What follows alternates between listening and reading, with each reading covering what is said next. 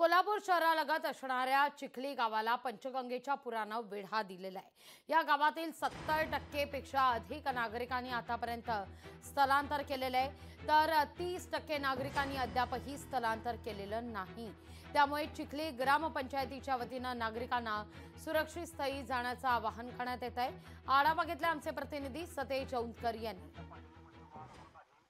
आठवडाभरापासून कोल्हापूर शहर आणि जिल्ह्यात पडणाऱ्या मुसळधार पावसामुळे पंचगंगा नदीनं आज धोक्याची पातळी आहे ती ओलांडलेली आहे। त्यामुळे कोल्हापूरची पूरस्थिती गंभीर होण्याच्या मार्गावरती आहे। त्यातच कोल्हापूर शहरालगत असणाऱ्या आंबेवाडी आणि चिखली या परिसराला आता पुराच्या पाण्यानं वेढलेला आहे। सध्या मी त्याच ठिकाणी आहे ज्या ठिकाणी हे चिखली गावाला जाणारा हा रस्ता आहे।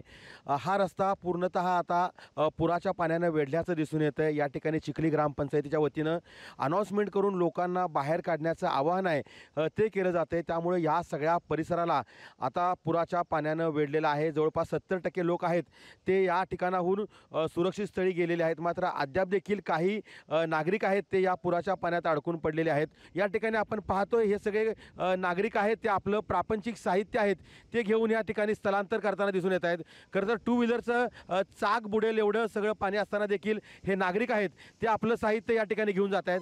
दादा काय सांगाल, खरं तर पूरस्थिती निर्माण झाली, तुम्ही आता कुटुंबासहित कुणीकडे निघालाय? आता सोनतळीला आमचं घर आहे की सोनतळीला निघालोय। आता सध्या किती पाणी आहे तिथं? कुठं पाणी गावात गावात नाही, हेच एवढंच पाणी आहे गुडघ्या एवढं।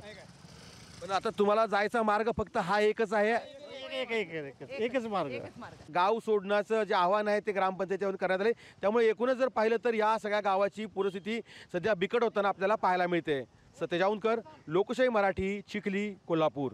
आमच्या गावामध्ये गावाच्या सहभोवती पाणी आहे यायला लागले आणि वाटेवर 1-1.5 फूट पाणी आहे। त्याच्यातनं आम्ही मार्ग काढत साहित्य घेऊन चाललोय।